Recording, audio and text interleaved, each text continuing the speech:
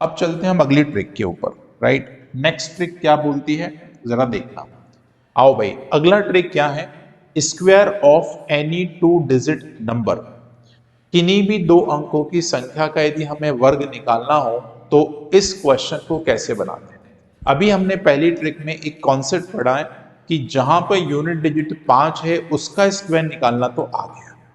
अब अगला कंसर्न आपके पास ये है कि सर मान लो कोई भी नंबर 2 डिजिट की दे रखी हो तो उसको कैसे निकालेंगे। तो देखो भाई, अब इस ट्रिक के माध्यम से आपको एक और बढ़िया सा कॉन्सेप्ट सिखाते हैं, ठीक है। जैसे फॉर एग्जांपल एक आसान सा नंबर लेके चलता हूं, मान लो 23 है।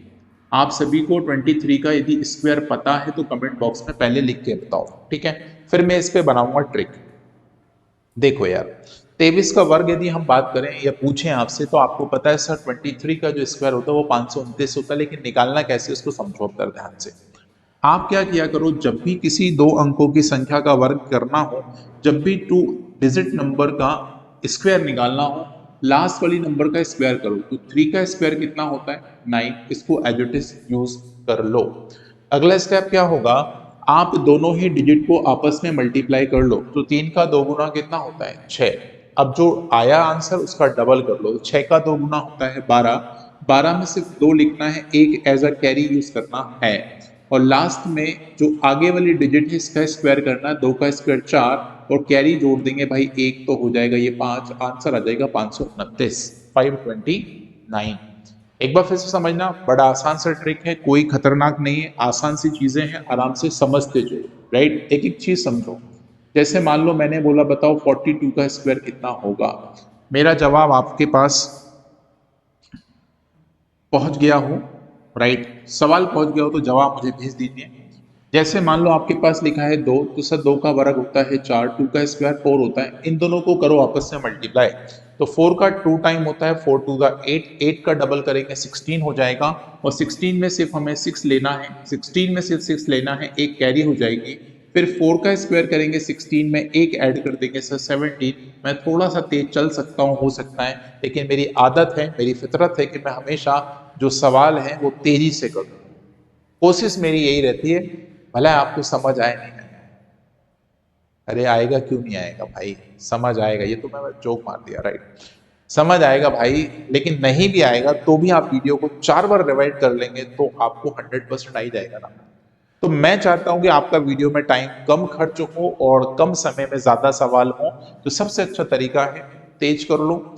यूट्यूब आपको बहुत अच्छी फैसिलिटी देता है, उसको स्लो भी कर सकते हो यदि तेज लग रहा है आपको। यही तो फायदा है भाई साहब यूट्यूब की पढ़ाई का, राइट। चलो आगे चलो, एक एग्जाम्पल से और आपको इस ट्रिक को कंप्लीट कराते हैं, ध्यान से सुनना।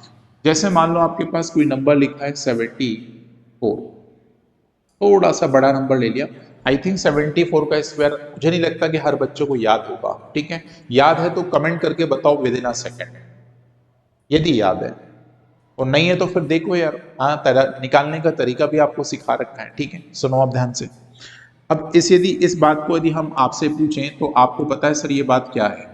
तो सबसे पहले हम करेंगे 4 का स्क्वायर, और 4 का स्क्वायर होता है 16। 16 में लिखेंगे 6 और 1 एज अ कैरी छोड़ देना है। फिर से सुनिए, यूनिट डिजिट का कर लीजिए स्क्वायर, उसका स्क्वायर करने पे जो आंसर आ जाए उसको एज इट इज लिख के यूनिट डिजिट लिखने के बाद कैरी छोड़ दो अलग। फिर करो मल्टीप्लाई। 7 का 4 गुना होता है 28। गलती नहीं करना, डबल करना बहुत बच्चे भूल जाते हैं जो इनिशियल स्टेज में होते हैं। तो 7 का 4 गुना होता है 28। 28 का दुगना करेंगे तो 56 हो जाएगा। 28 का दुगना करेंगे तो 56 हो जाएगा। 56 में एक जोड़ेंगे तो 57 हो जाएगा। अब बची हमारे पास 5 कैरी। आखिरी स्टेप, 7 का स्क्वायर कर लो 49। 49 में यदि हम 5 ऐड कर दें, 49 में यदि हम 5 ऐड कर दें तो ये हो जाएगा 54। और ये रहा इस क्वेश्चन का आंसर। ये दिख रहा है, ऐसा निशान आपको जो वीडियो देख रहे हैं उसके नीचे दिख रहा होगा, ठीक है। जल्दी से कर दो भाई। बहुत ही अच्छे अच्छे आपके पास शॉर्टकट्स मैं आपको सिखा रहा हूं। कोशिश करो कि कॉपी में इनिशियल स्टेज में है अभी, यदि आप नहीं आता आपको कोई चीज तो आप लिखने का प्रयास जरूर करें, राइट। क्योंकि लिखेंगे नहीं तो चीजें समझ नहीं आएंगी, ठीक है ना। अभी तो ठीक है, चलो भाई तुमने देख लिया, ठीक है, समझ आ गया। लेकिन भाई मान लो कल को भूल जाओ कि सर ने क्या क्या पढ़ाया था, रिवाइज करना है तो रिवाइज क्या क्या चीज करो, कैसे पता मुझे बताओ। सीक्वेंस में आज मैं जो 10 ट्रिक बताऊंगा मैं बोलता हूं आप मत लिखो, और मैं आपसे पूछूंगा बताओ 10 की 10 ट्रिक सीक्वेंस में क्या क्या पढ़ाई, बता दोगे क्या? भूल जाओगे या ऊपर नीचे कर दोगे।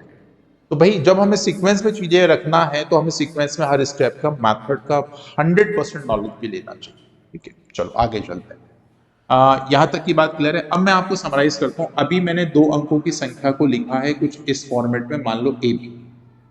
ये मेरी 2 अंकों की संख्या थी। यदि मुझे ऐसे संख्याओं का स्क्वायर निकालना है तो मैं इसको ऐसे कर सकता हूं। देखो, स्क्वायर निकालने की तो बहुत सारी ट्रिक्स हैं, लेकिन हम आज सिर्फ उन्हीं ट्रिक की चर्चा करेंगे जो हर स्टूडेंट को, हर एक इंसान को आना चाहिए। यहां पे मैथ्स आना जरूरी नहीं है, लेकिन हाँ, मैथ्स का बेसिक फंडामेंटल आना सबको जरूरी है, क्योंकि ये छोटी छोटी चीजें आपको हमेशा जरूरत पड़ सकती है। राइट, जैसे मान लो 23 और 23 को आपस में गुणा करना हो तो 529 आपको पता होना चाहिए, लेकिन ये स्क्वायर का फॉर्मेशन है, आपको पता होगा। राइट, 40 का 40 से गुणा करते हो भाई 1600 बनता है, तो ये स्क्वायर का कॉन्सेप्ट भी कह सकते हो और मल्टीप्लीकेशन का कॉन्सेप्ट भी इसको कह सकते हो। तो जहां जिससे फास्ट तरीके से हम आंसर निकाल सकते हैं हमें उससे निकालना होगा। चलो आगे चलते हैं। सारे लोगों से रिक्वेस्ट, वीडियो को शेयर करते रहें, रिक्वेस्ट एक्सेप्ट की जाए। आगे चलते हैं। हमने क्या किया है, सबसे पहले लास्ट में जो लिखा हुआ डिजिट है इसका करा है स्क्वायर। तो भाई हमने सबसे पहले बी का स्क्वायर किया है, फिर इन्हीं दोनों नंबर को आपस में मल्टीप्लाई किया है और फिर इसका दुगना किया है, और लास्ट में हमने इस ए को बोला तू भी भाई स्क्वायर में कन्वर्ट हो जा। तो हमारी ये 3 स्टेप थी, और किसी भी स्टेप में कोई भी नंबर एक्स्ट्रा आता है जिसे हम कैरी कहते हैं, उसको हमेशा हम आगे वाले स्टेप में फॉरवर्ड कर रहे हैं। तो बस यही कॉन्सेप्ट है जो आपको ध्यान रखना है। चलो चलते हैं अब अगले कॉन्सेप्ट पे। वीडियो में मजा आ रहा है तो प्लीज अगले